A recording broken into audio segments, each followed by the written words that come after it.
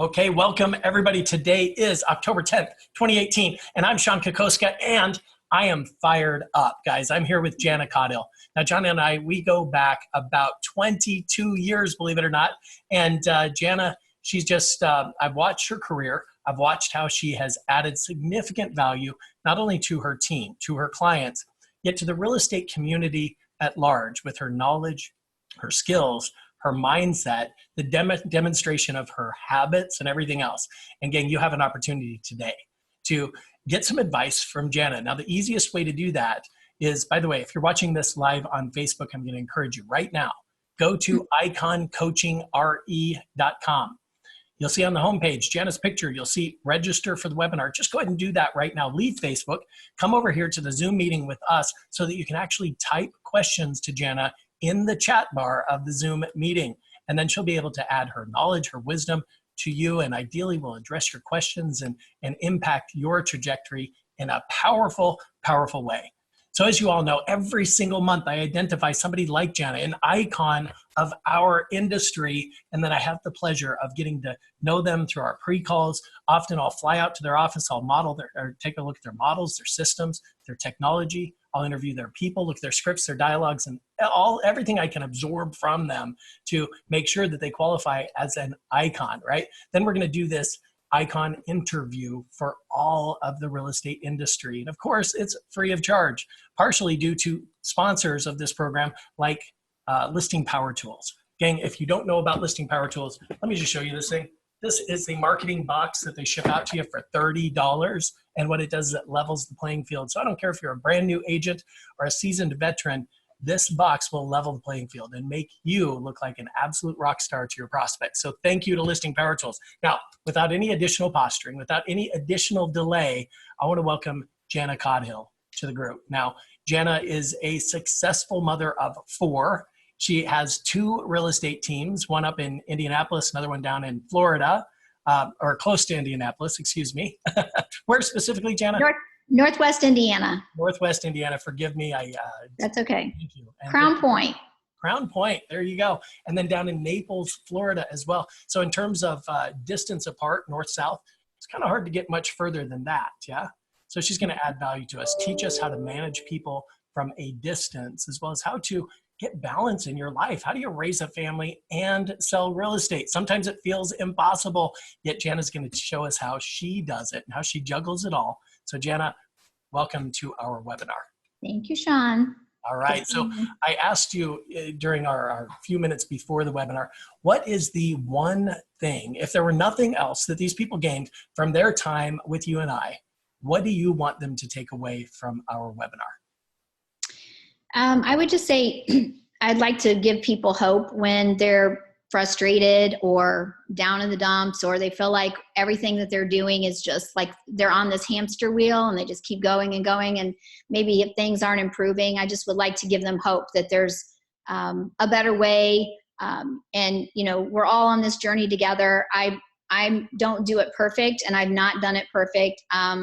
I learn from my mistakes, and I just think that if anything I can share and give to help you do it better, but basically just to give you hope and faith that this can be done. I've done it for 22 years. I've done it while I've had babies and raised my family, and it's not easy, but you know, a lot of people make it look perfect, and that it is, and it's not. I'm just here to just basically share and give people you know, I guess hope that it can be done and balanced, and you can have a balanced life. Great job, Jana. So there's a couple of things I took away from that. First, success is a mess, right? Mm-hmm. I mean, some people make it look like they've got it all together. Let me just share with you that they're only showing you what they want you to see, right?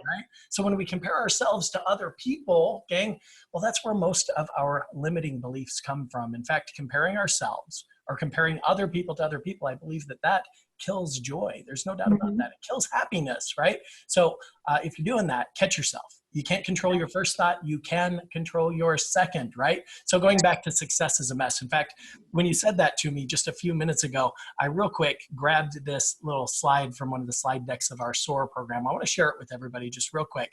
So Jana, just verify with me that you can see my screen right now. Yes. Perfect. So on the left side, that's what people think success looks like. Gang, that's not even close to true. In fact, the diagram on the right is really what it looks like. Is that basically what you're saying, Jana? Uh-huh. That's a mess. There's no doubt about it. One thing that I've learned about the icons is that they're willing to fail. They're willing to fail quickly so they can fail their way forward. In fact, they've discovered what works by determining what doesn't work. And some days we're going to feel like Thomas Edison, right? We just discovered the 998th way that the light bulb doesn't work. That's okay. You're going to keep pushing forward. You're going to keep trying, just like Jana is suggesting. So thank you, Jana. I appreciate that because it's a lesson for all of us, no doubt. So what else do you want them to gain from our time together? I just think maybe some of the disciplines and habits. I know it's not easy being, and I'm not talking to just the moms out there, but, parents in general, and being able to balance it all. And sometimes you just feel like you're being pulled in 50,000 directions. So, hopefully I can share some tips of things that help me, so that I can not just be a successful realtor, businesswoman, so that I can, be a mom that I am proud of. So I've done that throughout the years, and like I said, I've made a lot of mistakes, but it's how you get back up, and how you keep going. And so I just want to share my faith and my story, and hopefully it resonates with some, and that you learn something from me. By no means do I sell as many homes as a lot of people, but I always say it's not the year, it's the career. And I feel like I've had a very long lasting career, and I feel like really it's only just begun.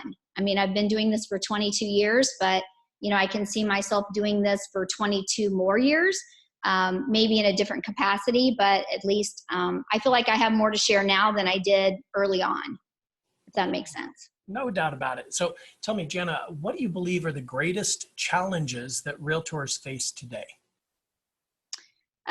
I think, especially now with social media and whatnot, they see, they think that people that are maybe selling a lot of homes or, putting up these big numbers. I think maybe sometimes they think that they're not as good as those realtors.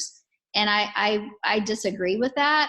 It's almost like having an office with a bunch of agents. Just because you recruited 200 and some agents doesn't mean that your office of 50 or 100 is any worse off. You know what I mean?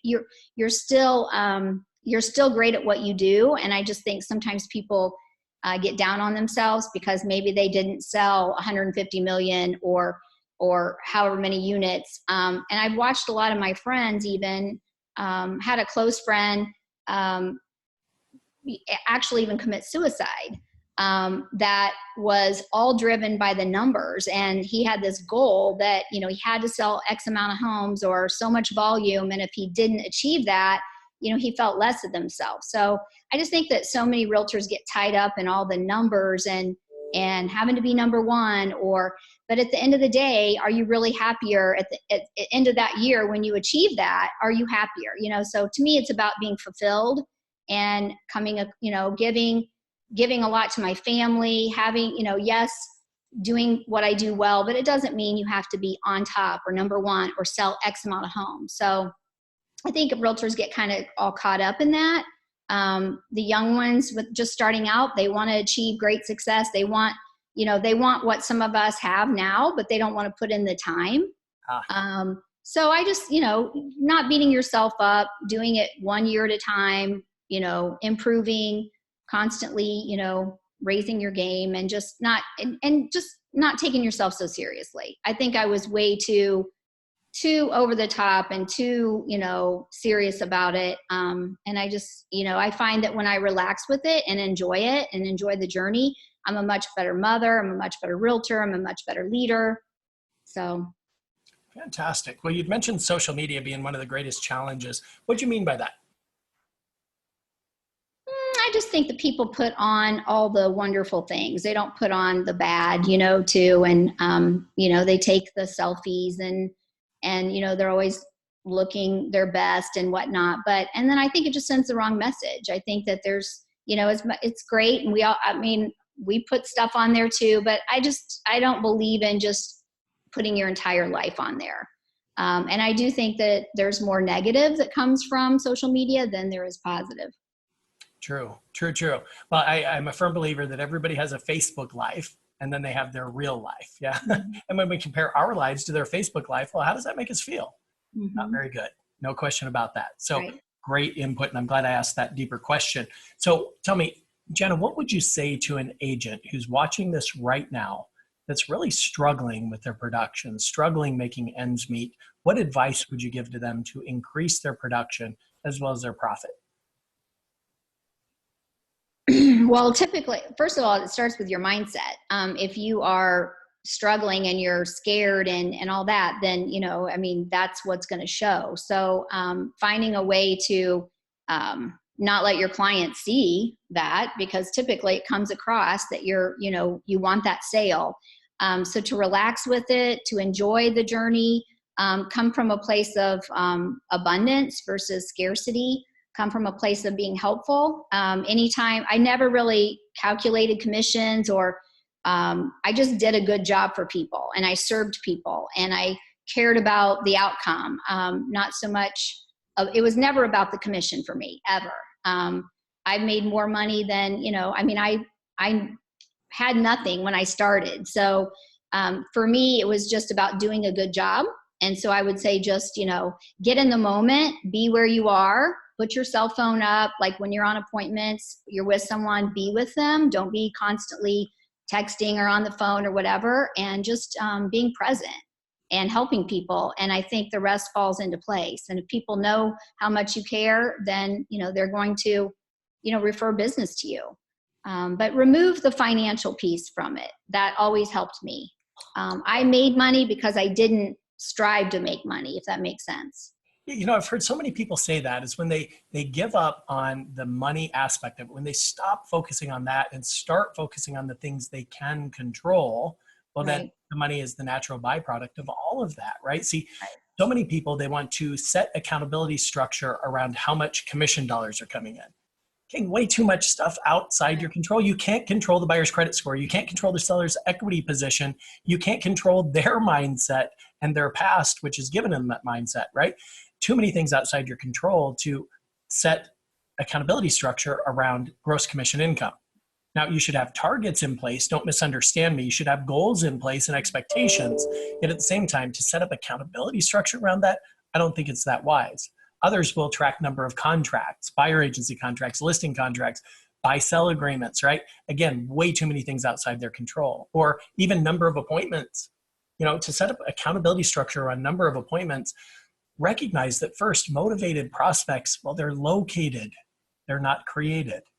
So to set up accountability structure around number of appointments, you're probably going to have a lot of appointments with non-qualified people, and nothing burns out energy and motivation faster than going on appointments that are not qualified prospects. The one thing that you should set expectations around are the lead measures. Lead measures, now this is for accountability structure, are the things you can control, right? You can control how many open houses you do every month. You can control how many networking events you go to, or how many times you take a past client out to lunch or for coffee or something like that. And you can control the number of live conversations that you have on a daily basis, yes? Mm-hmm. See, conversations, contacts, if you will, lead to more appointments. There's a direct correlation between number of contacts to number of appointments. There's a direct correlation from number of appointments to number of contracts. And there's a direct correlation from number of contracts to the profit that you earn in the business. So my input, and Jana, what I heard you say is to set up accountability structure around the things within your control. Stop focusing on the money. Stop focusing on, the things you can't control, right? It's like when I took my boys when they were younger bowling. They would grab that ball. It was way too big for them, right? And they would run down the aisle and they would throw it. It would just go bang, bang, bang, right? And yet it would start to veer to the left, and they would actually try to steer the ball, right? See, the moment that the ball left their hands, they're completely out of control, and we're no different, right?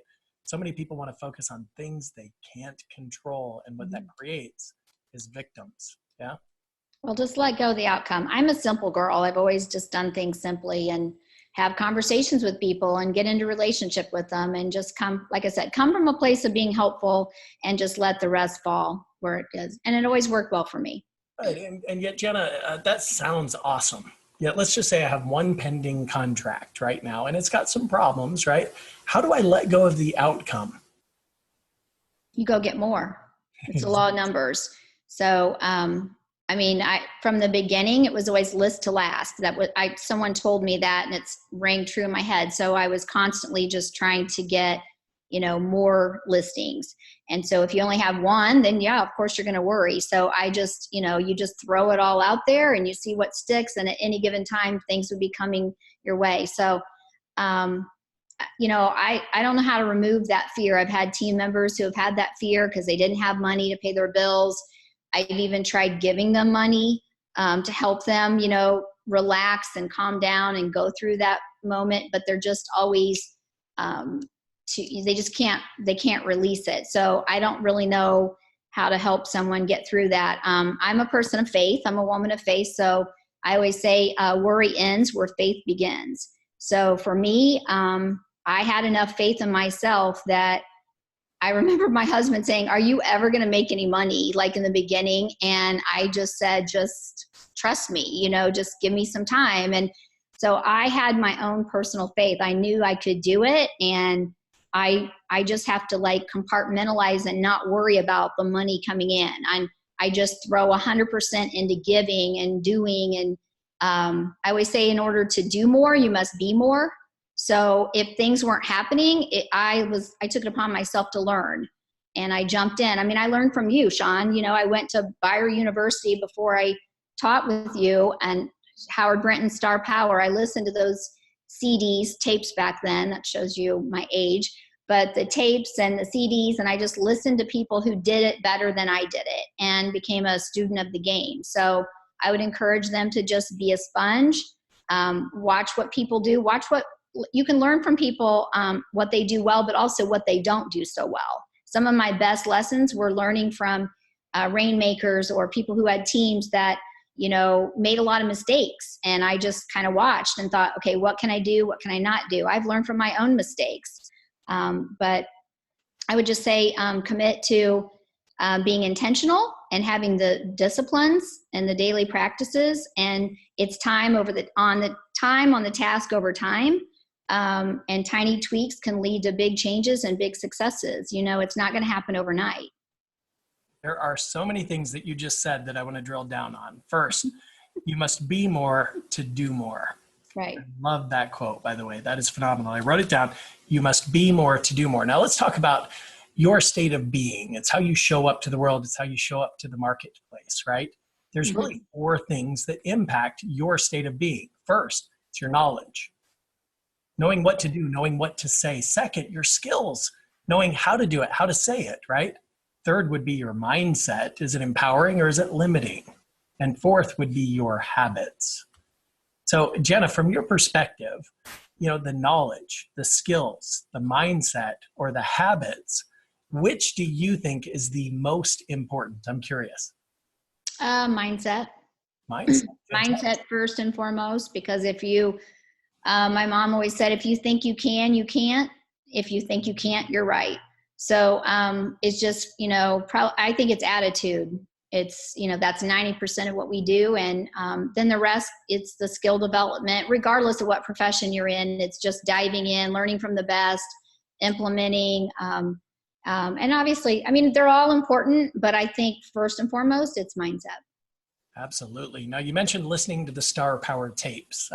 There were so many things that came out of what you said. You said first, and it reminds me of a quote, smart people, they learn from their own mistakes. Smarter people learn from the mistakes of others. And the smartest people of all learn from the successes of other people. Those that have been there, done that, where we can study what they did to get to that success. It's all about benchmarking and trending. So benchmarking and trending is first to identify, where are you on the trend line? Next, what's the next logical step along this trend line? And then ultimately, what's the model for the future? Again, I think it's important for our industry to do this so that we can remain relevant for years and years to come, to develop the right models to service our clients at the highest level possible. Now, you've developed the ability to detach from the outcome, to not even think about the money. Gang, if you're in a desperate financial position, It's difficult. There's no question about that.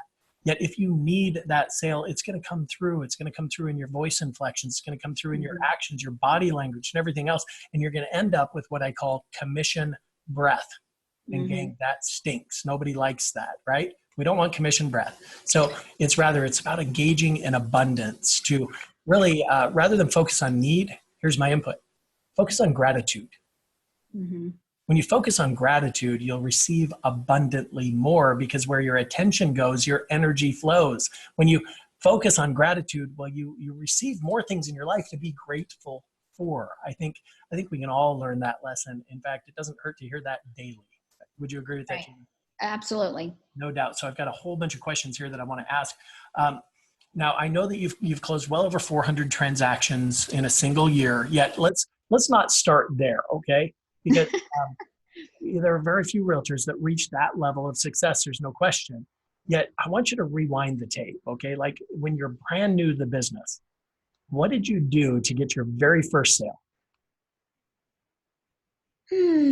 I would show up in the office every day and just learn, sit there and just wait in case somebody came in. I would do for sale by owners. I had a for sale by owner campaign. I didn't work expireds. I don't know why, but I would mail to the FSBOs. I would also pursue builders and developers as if they were like a for sale by owner. And I would just constantly drive the subdivisions and look for buildings that were going up that didn't have a for sale sign in front of them, and typically just walk right up. And usually I had a dress on and heels, so of course they did a double take when I walked up, but I just would constantly drip on them, and I got a couple builders from the get-go. I would work their open houses, their models. People would usually, it was a move up price point. So usually someone had something to sell in order to build with the builder. So I would get that listing as well. But I would say pushing the builders and the developers is probably how I got my main start. And then for sale by owners as well. And then open houses, just, being there. That was, like I said, that was before websites and internet and everything. So I was just usually working something that people would come, and then I would follow up with them, have a good experience with them. I wasn't pushy. I never did cold calling. I was always a marketer. I would rather market to them and have them call me. I just never felt comfortable picking up and cold calling. So probably that's why I didn't do expireds. On my for sale by owner campaign, I would mail 2, 3, 4 pieces, and then I would call them, and it was more of a warm call. And then they would be like, oh, you're the one that sent us this or that, and then I would just start talking to them about the process. Well, that makes total sense because, for sale by owners, the moment they come in the market, they're not open to even talking to a realtor. They're in a positive present mindset. What they're doing with their plastic sign in the front yard, their ad on Craigslist or FSBO.com, they believe that their current actions are going to get them to the positive future that they're after. Right. Now, so they're not ready right at first. And it makes sense to drip on them a few times and then make more of a warmer call than a simple cold call after they're starting to get a little bit sick and tired of cleaning up the house for every showing, having non-qualified buyers come by, and then having your scripts and dialogues. By the way, gang, I've got 4 scripts that when you master these scripts, you'll be able to list for sale by owners at a rapid rate, okay? So that's a different conversation. It's a different webinar. Yet, I'll tell you what, if you're interested in those scripts that move a for sale by owner through the psychology of the sale, I want you to do me a favor. Just drop me an email right now at shon@shonkokoszka.com. You'll see my name is typed down there at the bottom left of my picture. So go ahead and do that right now. Just request those for sale by owner scripts. I'll be happy to share them with you. And I love the approach, by the way, of warming them up first and then going and making the phone call, finding out if they're now at that position of just giving up. Okay, I'm done. I want to list my home with a realtor now. Makes sense. Good job, Jana. Okay, so a couple of other questions. So you started out for sale by owners, developers, new construction, builders, right? To actually have the mindset to get out of the car, to go on a construction site and put yourself at risk a little bit, not knowing how that conversation is going to go. See, I know that 90% of success, gang, it's just showing up, right? It's being there at the right time. So next question. Once you found some traction, once you found some leverage, who was your first key hire to your organization? First key hire was a realtor that didn't like the real estate business, couldn't generate her own leads, but she knew the contract. So I hired her part-time to help me with all the closings and basically closing management. So she didn't want to work full-time. She only wanted to work part. So she helped me my second year, and well, really the end of my first year in the business is when I hired someone. I quickly saw that, if I didn't have an assistant, I was the assistant. And I knew I needed to be out working with buyers and sellers. So I got someone in the office to help me with that. And she helped take me from, well, my first year I did 115,000 in GCI, and my second year I did 187. So it was worth it to her to pay her part-time just to make that leap. And then my second hire was another full-time admin because there were so many things I wanted to do. And when I was out and about working with buyers and sellers, I couldn't get it done. So I leveraged myself with pretty much 1.5 admin the first 2 years of my business. I think that's critical thinking too, gang, because so many times we hear ideas. You're going to hear ideas during our webinar today. There's no doubt about that, with every intention of implementing and deploying that within your current model to increase your production and your profit. Yet here's the challenge. You're working buyers and sellers, and we don't always have the time to make that happen. You've got to have a life outside of real estate, right? So having this admin in place to implement and deploy the ideas that you learn, I think is critical, because the difference between extraordinary success and below average results, gang, it's merely speed of implementation, right? So good job. So the second hire was another admin. When did you start leveraging the business development or sales aspect of your system? It was in the second year of my business because I was just crazy. I just had I had a 12-month-old when I started, and then I was pregnant again in my second year of real estate. So it was like I had to embrace leverage, or there was just no way I could do everything. And I couldn't. I wanted to give good service. I mean, I'm kind of like a little, anal when it comes to it needs to be done right, and I have high standards, and so I just needed help, and so I had no choice. I mean, like I said, I was either pregnant, just had a baby, or getting ready to have a baby. And so I was always, on this wheel, and I needed the help inside the office. I was staying up till 2 a.m. in the morning. Then I'd get up and go, it was just like I got down to 98 pounds. It was just not healthy at all. So I just decided I had to hire good people, and I had to get the help in place so that I could go do what I did best. And that was the highest and best use of my time. Right. Yeah. So many people, let's face it, they're control freaks. So what advice would you have to somebody who feels that if it's got to be done right, that they have to do it themselves? What would you tell that person? I think doing it yourself is the stupidest thing ever. No, I didn't want to be in the office, honestly. I wanted to be out with the people. And that's what made me happy, and I was passionate about that. So in fact, my team usually would push me out because, I just didn't need to be in the office. But I guess I missed your question. Tell me again what. Well, what would you say to somebody who's that control freak? I mean, how can I feel like they do it better than I do. I'm going to hire somebody who's better in the office than I'm in the office. I don't want to be in the office, so I'm probably not going to be happy when I'm in there. I'd rather be out with the people. So that was just what I was good at. So I wanted to hire someone that could do it better than me. So what advice would you give to that agent who's on the fence about hiring an admin right now? Well, you have to just do it. It's super scary. And every time I would hire another person and have another salary going out, I would be like, scared to death. But I would just say, hire someone that's going to, a great talent brings goodness to your life, and so just don't be afraid to do it. Just go get somebody that's going to bring value and wants to serve you and your clients. And you have to get along with them. You have to feel it has to be fun. You have to enjoy working with them every day. So if you're not on the same page, don't make that hire. But just get someone to bring value to your life. I mean, your clients are going to appreciate it so much more because, like I said, I wasn't operating when I was staying up till 2 a.m. and getting up early and having kids and everything else. I mean, I was sleep deprived. There was no way that I could do everything and do it well. So when I brought in someone else, they did it better than me. So. Good. So there's a couple of things I want to talk to about that, right? I think the mistake a lot of realtors make is that they say, okay, I guess I'm at that position. I need an assistant. They hire the assistant, and then they fail to replace the time that they were otherwise investing in transactional work, the 80% stuff that Right. move the needle for you or the organization. They fail to reinvest and reallocate the time they would have otherwise been spending in that type of work into their proactive lead generation, marketing systems, and things like that to increase the sales. So yeah, if you're not willing to reinvest that time, well, then don't do it. Keep doing everything yourself. Yet the challenge is you're stuck at your natural ceiling of achievement, right? Right. You only go so far by yourself.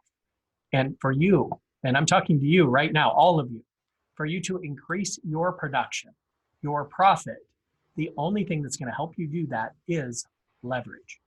Now, there's 4 different types of leverage, okay? 4 categories. There's leverage through models, okay? Leverage through systems, leverage through technology, and leverage through people, okay? We're talking about the people aspects of this right now. And when you do make that decision, you make your first hire, guys, please set the appropriate expectations. Expectations around how direct can you be with them? What happens if there's a sensitive issue that comes up? Expectations around job description, standards, accountability, and how they succeed with you versus how they fail with you. I think these are appropriate expectations to be set. There's 6 areas that I believe need to be set with every single person on your team. So good job, Jana. And I was going to pull something else up on my screen. I'm going to do that here in a moment. Yet one little thing on the part, if they're going to hire someone part-time, I'd recommend they hire them part-time every day versus Monday, Wednesday, Friday, or something like that. If they're nervous to do a full-time position. I always found that, I needed someone every single day, even if it was only for 3 or 4 hours. That would be better than, oh, they're not going to be in here until Wednesday again. But I needed them right now. Does that make sense? Completely. So if they're going to be part-time, make certain that they're every day. It's consistent. Mm-hmm. Oh, I love it. That's perfect. So I just wanted to show this. This comes straight out of our 20-point buyer presentation, gang, as well as the Kokoska Group listing presentation. I'm going to share this screen here real quick because it really articulates a way that you can sell the team concept with benefits to each and every one of your prospects. So, Jenna, can you verify with me you can see my screen? Yes. So when I get to this slide in the presentation, I say the traditional model is that where the realtor is the center of the universe. And frankly, they're juggling so many balls that if they drop one and go to pick it up, well, all the others are going to fall. Now, if you're a buyer prospect, I would say, for example, that perfect home, the one you've been waiting for, could come on the market, go under contract before you even know about it. Now, I saw some significant challenges in this model. Therefore, we created a new one. We make you, the client, the center of the universe, and we've surrounded you with a team of specialists to make sure all I's are dotted, all T's are crossed. And when working with us, that perfect home will come on the market, and you'll be one of the first people to know about it. That is important to you, right? Say yes. Yes. All right. Good job. So just a simple way you can articulate the benefits of working with a team. Now, Jenna, frankly, I learned this lesson fairly early where I would just get somebody under contract. Next thing you know, the client care manager for sellers, or client care manager for buyers was calling them, introducing themselves, saying, I'm going to be doing your transaction management. And the person felt abandoned. Gang, you've got to sell your team with benefits. You've got to make them look like absolute rock stars, okay? Make it all about them, not about you, and the person will be excited to work with your team, no doubt about it. I call that passing the baton. You have to pass the baton. And you have to do it with benefits attached to that. Would you agree? Yeah, because if there's no benefits, they're going to push back. They're going to feel more like a number. And then what happens to your referral business?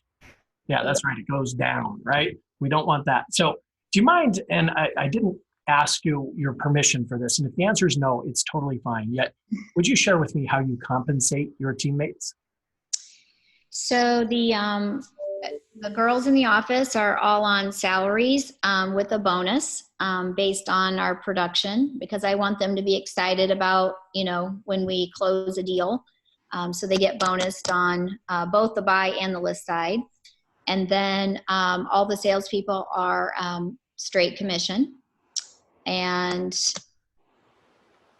do you want me to like share the commissions, or what do you want? You know, I'm sure that the question is on everybody's minds, Okay. what that commission structure looks like, and only if you're comfortable with this. If you're Okay, not. so I pretty much run the specialist model, and for, I don't know if everyone knows what that is, but that's when you pretty much have people who just specialize in working with buyers, so buyer specialists, listing specialists, etc. And I have done that pretty much for the past 18 years. However, the past 2 or 3 years, I've kind of allowed team members to do both sides if they want.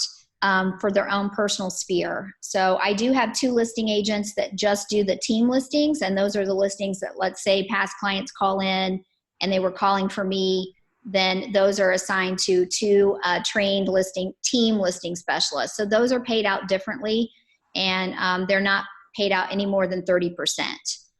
Usually it's 25%, 30 is the max that on the team listings. And then the buy side, it's 50-50. And then if it's their own personal sphere, it's 70-30. Got it. Well, thank you for being so transparent with that. That's very helpful.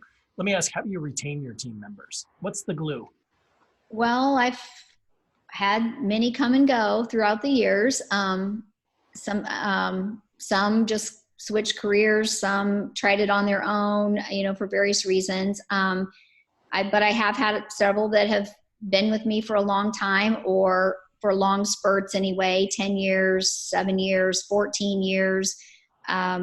So I guess, that's something that I'm always working on. We always lose people. And then you think, about the time you think you've got it right and you're doing well with retention, somebody leaves you, and then you're like, okay, maybe I don't do this so well after all.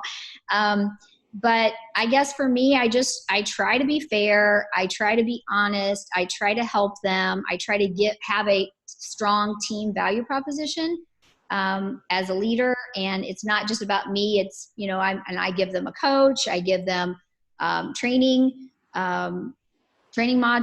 I'm not, different things I have in place that bring them value. So that's part of the retention. I think that, I'm very flexible when it comes to them. I understand that most of my team members have families. So because I'm a mother, I try to be flexible and give them that grace as well. So I don't know. I mean, for me, it's a work in progress, always trying to keep somebody, but having a strong value proposition, just like we do with our clients, you have to have a strong team value proposition too. And I'm constantly, as a leader, looking at that, trying to improve it. I mean, making changes to it, especially in our industry, it's always changing. So it's constantly, I try to be proactive and stay ahead of the game and think, what can I do to give them so that they will stay? Good. All right. So Jana, by the way, I've got some ideas for you on retention. And Okay. one of the things that most realtors, most team leaders are not utilizing at the highest level possible is compensation. I believe that compensation is the secret sauce to retention when done appropriately. So offline, Jana, I'd love to share that model with you and show you what that looks like. Happy to listen. Good. All right. So let's see, how important, and you mentioned it a moment ago, how important is training to your team? Oh, it's everything. It's ongoing all the time. And it's not just done by me.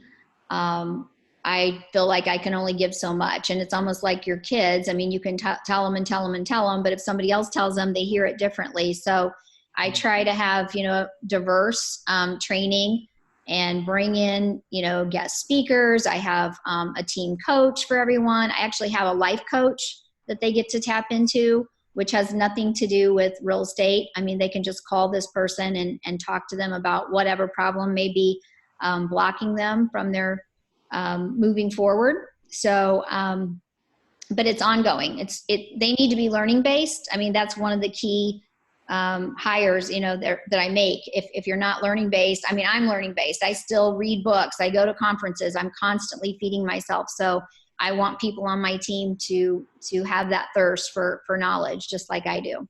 Good. So how important has, mentorship or coaching, consulting, training been to your personal career? So it's been everything because I didn't know what I was doing. I mean, and I did it from day one, and that's what helped me catapult into, why reinvent the wheel? I would go and learn and then just come back and implement, and it works. I mean, so yeah, I believe that. So I have a hard time, probably the biggest, part that I can't read. If I can't retain someone, it's probably because they're not learning based and they don't want to, they think they know it all, or they've been doing this business for 20 years and, but I don't know, that's probably my, where I realized that we're not in alignment with each other. And so people have jumped off the team, maybe if we're just running a little too fast for them. But that's okay. We've lost people along the way because we're big thinkers and we do things fast. And if they aren't that type of person, then it's just not a good match. And there's nothing wrong with them or me. They all say yes when they sign up for it, but then they realize, okay, maybe this is harder than we thought. So usually that's when we part ways. Gotcha. Yeah. And that was a harsh reality for me as well. Recognizing that not everybody wants to do as many transactions as they possibly can. Mm-hmm. I finally came to terms with that when I looked up the word success in the dictionary. It's because, Jana, I think you would agree, if you asked 1,000 different people, what is your definition of the word success? Probably get around 1,000 different answers, right? Mm-hmm. So I looked up the word, and the definition is really quite simple. It's getting what you want. Not what somebody else wants, what somebody else thinks you should want. It's getting what you want. So it's like my wife, for example. She wants to be the best mother on the face of the planet. If you ask any of my 3 kids, who's the best mother in the world? They would say, our mom, of course. Mm-hmm. See, to me, she is very, very successful. You follow me? So whatever it is you want, as long as you're getting it, well, you're a success in my eyes. So it doesn't matter if you want to close 10 transactions a year, 100 transactions, or 5,000 transactions a year. As long as you're getting what you want, you're successful. And that's why I'm here, to help you get what you want. That's why Jan is here, to help you get what you want. All right. So. And that's when I said I've softened through the years. I will tell you, I used to have very, I would set things like they had to close a certain amount in order to stay on the team, et cetera. And I don't do that now. I mean, I have people that want to close 5 homes a year. And so if that's what they want to achieve, then that, now they may not get all the team leads or something, you know what I mean? But I've definitely softened through the years and realized that I have to be flexible. And it's not about what I want. It's what they want. So great job. I usually don't set the goals for them. I let them set the goals. Great job. And I think there's wisdom in that. So much wisdom, in fact. And you may have a team goal. And let's just say that you want to close 50 transactions and you've got yourself and you want to do 25 and you've got a buyer's agent. You want them to do 25. If they don't want to do 25, if they just want to do 5, well, guess what? You get to go out and get more buyer's agents or top grade your talent, right? It's one or the other. I know this sounds crazy, but I don't even have a team goal anymore. Really? Mm-mm. That's shocking to me. No, seriously, that's no. I just don't. It happens, and we without having those set goals, we still end up doing pretty much the same production, but it's just, I don't know. It just seems so much more relaxed and flexible, and maybe that's my new outlook, on everything. It's just not worth the stress of, if you're not achieving that, what's going to happen if you didn't make that goal? Nothing, you know what I mean? So it doesn't matter. So, yeah. Well, I understand where you're coming from, given your current level of production right now. Yet, how important was goal setting when you first started in this business? Oh, it was huge. I mean, but looking back, I wish I would have been a little more flexible. And yet, if you weren't setting goals to stretch yourself, do you think you would be where you're at today? Probably not. Yeah, I would. Just not as important to me now. Does that make sense? Absolutely. And I think. However, I actually achieve more that I don't have strong goals. Okay, interesting. So without that pressure, you seem to thrive. Without the pressure, I tend to do better. And I'm more creative and things flow better to me. Interesting. So, Okay. Well, it's a unique perspective, and I appreciate you sharing that. That's good stuff. sorry. No, it's all good. Hey, that's what this is all about, guys. There's not one way to do it, right? Right. I mean, there's your way of doing things, there's my way of doing things, and the way of doing things, it does not exist. Right. And that's why we do this too. It doesn't work for me anymore, but hey, but no, I mean, I'm all about, hey, what do you want to accomplish? Let me help you get there. I think for me, I just probably don't really have a goal anymore because it's not, to me, it's, my role and who I am as a person. I don't really want it to be just known as a realtor or someone who sold a lot of houses. I mean, when you strip that role or that identity and that title away from someone, you're still the same person. And I want to be known for being that person, not being the realtor that sold a lot of houses. Does that make sense? Completely. No doubt about it. So it's shifted to the legacy aspects of it for you. And I think that's an evolution that everybody who's achieved iconic status goes through. I think it's great. So one thing I know about your business that you've really, especially early on, you focused on brand awareness. So how is it that you got your brand well known in your market area of Crown Point first? Well, I had a moving truck pretty much the first year in the business. So I came back from probably a Howard Brinton conference and bought a moving truck, and my husband's like, what? And so, I had that was a rolling billboard. I always put my name and my face on everything. Not necessarily because I wanted to see my face, but just so people would remember. So I did a lot of personal marketing, regardless what company I was with. It was always, I was the brand. And so that served me well through the years, especially being with a different company. Because I am the brand and people know me. And so I pretty much, the first year was just my name, but the second year, because I did have 2 assistants, I called myself the Jana Caudill team from the beginning. Had the same phone number that I've had for 22 years. So regardless where I went, it went with me because I owned the number. And I probably just, from the get-go, I learned that it was about me and it wasn't necessarily about the company that I was with. People were going to do business with me. Gotcha. Well, speaking of business, let's get to the meat and potatoes real quick. Okay.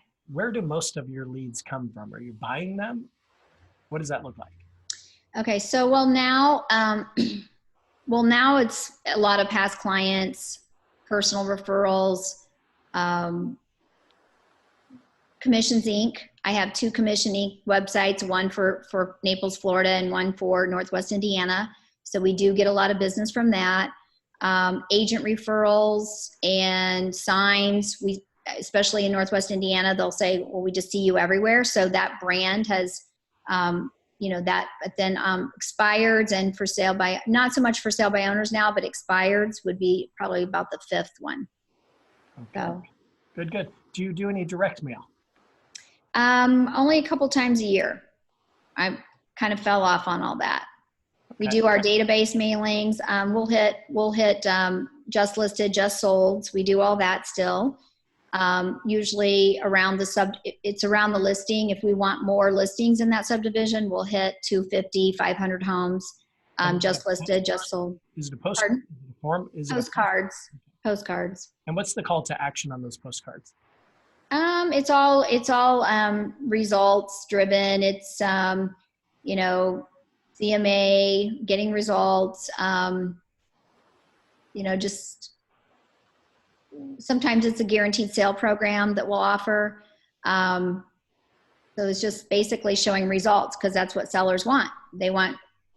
Yeah, no doubt. So let's talk about this guaranteed sale program. How does it work in your model?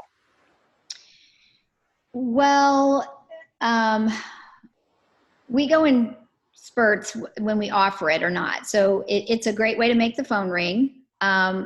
With mine, it's 90% less the commission, less a processing fee. And typically we let the person, we're not in the business, we don't want to buy it. I've only had to buy 2 houses the entire 22 years. We have certain parameters in place. They have to buy up from us. And, I'm the one that typically makes the call on whether or not we buy it. So we give them a chance to sell it. We want them to get the most amount of money for it. And then if it's not selling after about 90 days, then we'll will make the guaranteed buy. And usually the two that I bought, they were actually buying one of my listings. And like one time they were getting ready to get bumped. So we said, how about I buy your house? You know, it was just kind of happened. And they were like, will you do that? And the next thing I know, I'm buying their house so they could buy one of my listings. But it happened where I got 4 sales out of it too. And had I not done the initial sale, and none of it would have happened. Did you lose money on the house you bought? No. One of them I did, one of them I didn't. But I didn't follow my own rules. One of them they bought down instead of up, where if I just would have followed my own rules, I wouldn't have lost. I came too soft and I said, okay. Got it. So, So stick to the model. the key is to stick to your model, stick to your parameters. You know, I required that they get a home inspection, home warranty, they provide the home warranty. You know, so there's certain things that, you know, and if you follow it, you'll be fine. Okay. So it's 90% of value is the offer price, plus the full listing commission. Less a processing fee. And that's the purchase price that you buy it for. Good job. Right. Okay. Do you do any Facebook advertising? I'm curious. Yes, we do. We've just started that the past year. So, and we've hired a company, you know, to create the ads and whatnot. I mean, we started with boosting them and had a little bit of traction, but then the past 6 months, we've actually hired someone to get it out there and target it more for us. So I haven't sold anything from the targeted ads yet, but it's definitely getting a lot of exposure and it's good brand awareness. No doubt about it. And by the way, if you're interested in Facebook ads game, I'd encourage you to reach out to my friend Grant Wise, Real Estate Marketing University. Like grantwise.com. He is a digital marketing genius, by the way. This guy is off the chain. So good job. And you mentioned Commissions Inc. Now, obviously, it's not a cheap platform, yet it does develop a lot of leads for you, right? They're going to handle your ad management budget. And you can also, because they're RESPA compliant, you can get some of your vendors to help pay for that. Is that what you're doing as well? Yes, in Indiana, I have a vendor that is affiliated with it, and then they get access to all the leads and they get to work the site as well. I've had that for about 8 or 9 years. And it's, you know, every year has proven to be a good return for, you know, he helps pay for it. He gets leads from it. I get leads from it. And, you know, it's all in how you work it though, and how many people you have working it. You know, through the years, typically we'll do about 2 to 250,000 in gross commission income that comes from that. And so for Indiana, that's not bad. That gives us, you know, for what I pay for the site, it's well worth it. Gotcha. Now, guys, I'm going to go ahead and type in. Somebody asked, what's your email again? I'll type it into the chat function here. It's Sean@SeanKokoska.com. And the spelling of that is on the Zoom chat link. If you're live on Facebook, go ahead and you can see my name typed out at the lower left corner of my picture. It's just Sean@SeanKokoska.com. And that's S-H-O-N. It's the correct way to spell Sean, just in case you were wondering, okay? So tell me. Easier email. Right. So now that you've built this high-level production, you've got 2 teams, one in Naples, right? One in Crown Point, Indiana. What are your dollar productive activities right now as the leader of these teams? First of all, I spend majority of my time in Naples. I don't live in Indiana. I mean, I have a house in Indiana and I have family in Indiana, but I don't live there. Well, I'm no offense, but Naples is beautiful. So it's a nice place to live. But, and part of that was, you know, I wanted to, and I decided that, you know, life is short and I might as well, you know, be in my happy place. But what I found was what I'm doing for my team doesn't require me to be in Indiana. I was usually at my kitchen table or, you know, at my house in Crown Point, leading my team anyway. So I haven't actually listed and sold or gone on appointments since 2006. Wow. So I've been leading my team all that, you know, from afar all that time. So it didn't really matter where I lay my head on my pillow at night. And if it's, you know, I would prefer to be in Naples more so than Indiana. So, so most of my time is spent just, you know, thinking and leading and being a visionary and being proactive and how can, how can I constantly bring value to that business? In the meantime, I started selling here, which you don't have to sell as many homes here. I just sold a $3.7 million house. I was at a home inspection for that earlier today. So my time spent here is more fun, and it's like fun to go show a $3.7 million house, right? I mean, I don't have to sell as many as I did back in Indiana, but for me, it's not really about building the same business that I had in Indiana. It's about working with people that I know. I'm getting agent referrals. I'm enjoying, I'm golfing with these people. So it's more that type of business. And so I'm gradually, and I do have a platform. My commissioning platform has worked well for me. And I've got a couple team members that are working those leads. So I'm not actively trying to generate that business. I've got people doing it. Good. So we mentioned leverage earlier, gang. It's models, systems, technology, and people. So Commissions Inc. is the platform that you recommend for leverage. There are others out there. Obviously, there's Boomtown, there's Time. A lot of these digital marketing platforms that are all inclusive really do help realtors develop leads through leverage. So good job. I didn't build, just so you know, I didn't build my business on any of that. Like I said, I didn't get it until the past 8 years, but it did help take us to another level. And, especially in Naples, I will say, I'm not known here. I don't have signs everywhere like some of the realtors have been around for 30 years. So for me, it was a great way to get buyers, because most people are coming from out of state. They get online, and half of them, I'm meeting them online, and then they show up. So it's worked well for us. Gotcha. A couple of more questions. What tasks do you not feel comfortable delegating right now? That I don't feel, I delegate pretty much everything. The finances are even delegated, even though I pay close attention and I approve, the bills that are being paid and whatnot. I'm always aware of what's going on. There's not much. I have a housekeeper. I've always had one, even my first year in the business. That was one of the first things I did was, I don't know. I still do my own grocery shopping, though. So I don't delegate everything. But no, no, but I'm not afraid to delegate. Usually they do it better than I do it. So why wouldn't I delegate it, Every icon that I've interviewed has said exactly the same thing, is that I've hired people that can do a better job than I can actually do it, right? They're not afraid to hire people smarter than them, right? Right. They don't have the need to be the smartest person in the room. Guys, I give up that ego, and I promise you your production and profit will increase in the process. Now, what are your favorite books, business books? I read a little bit of everything, mainly non-real estate related things. I like marketing books. I like leadership books. I've read pretty much every John Maxwell book there was. So anything to do with business, marketing, leadership, positive mental attitude, What's one that comes to mind right now? I know I'm putting you on the spot. Right now I'm reading Mel Robbins' 5-second rule. I'm reading that. That's kind of good. I've got 9 disciplines of enduring leadership that I'm in the middle of. I tend to not finish books. I tend to start them and get right 3/4 of the way through, and then I'm done and I'm off to another. That's good. I read Success Magazine. I kind of just do a little bit of everything. Last night I listened to a TED Talk. So just whatever I can get my hands on.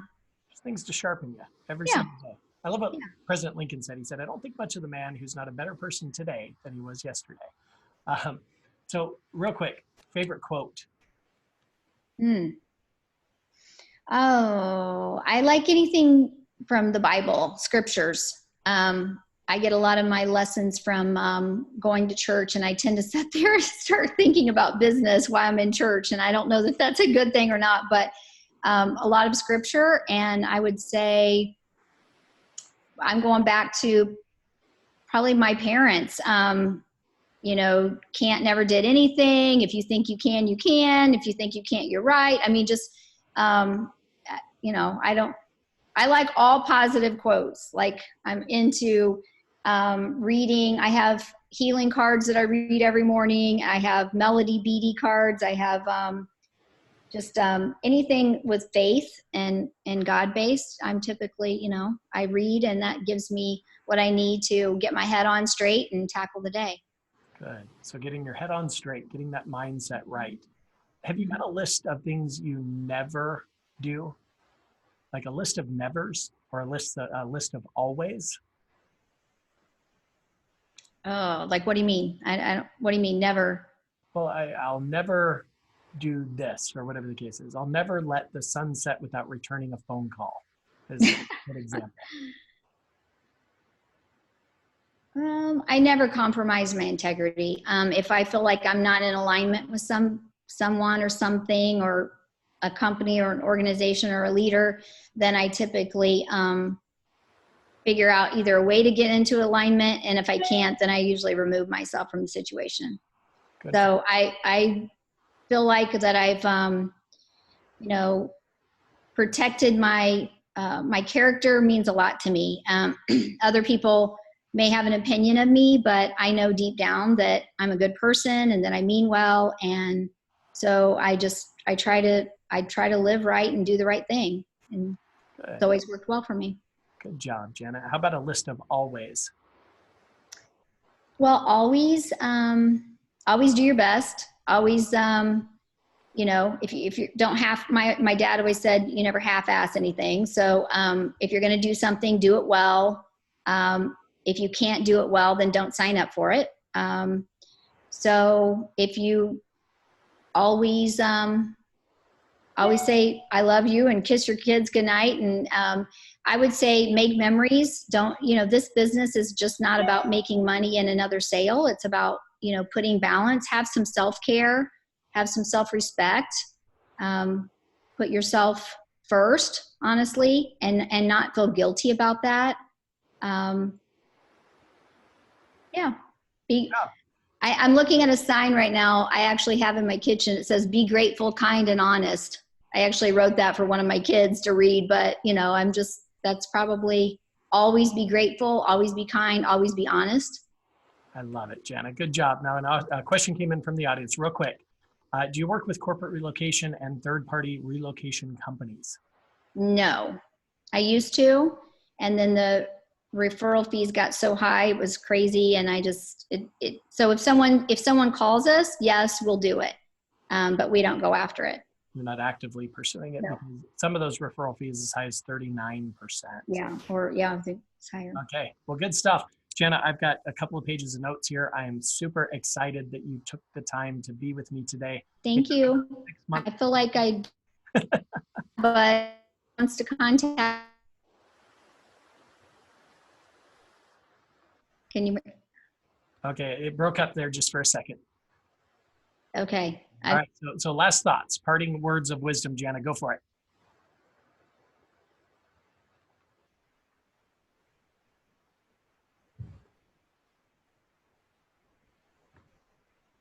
Okay, you're back. Can you hear me?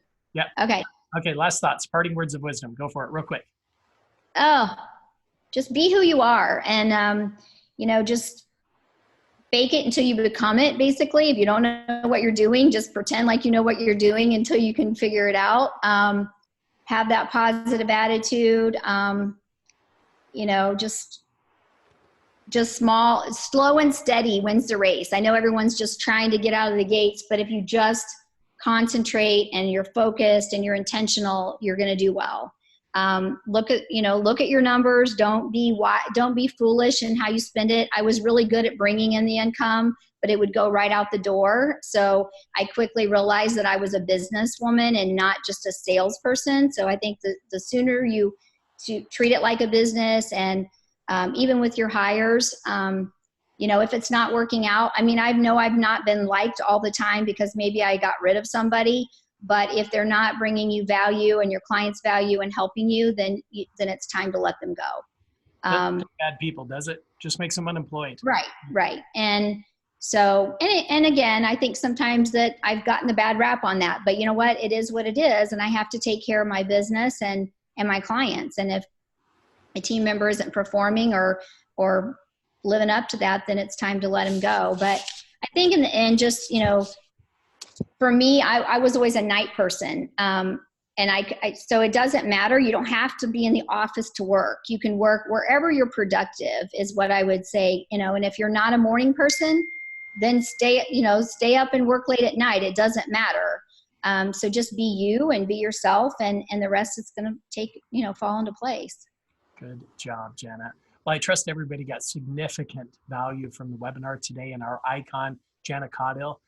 Gang, if you've got referrals for Crown Point, Indiana, or Naples, Florida, I know Jana and her team is going to take really great care of them, and you're guaranteed to get a referral commission check. So that's right. Remember Jana Caudill, gang. And you can follow me on Instagram. I'm trying to get my followers up. All right, so it's JanaCaudill. Look it up on Instagram, gang. And Jana, thank you. Thank you. Thanks for having me, Sean. Take care, everyone. Good luck. Take care. Bye-bye. Bye.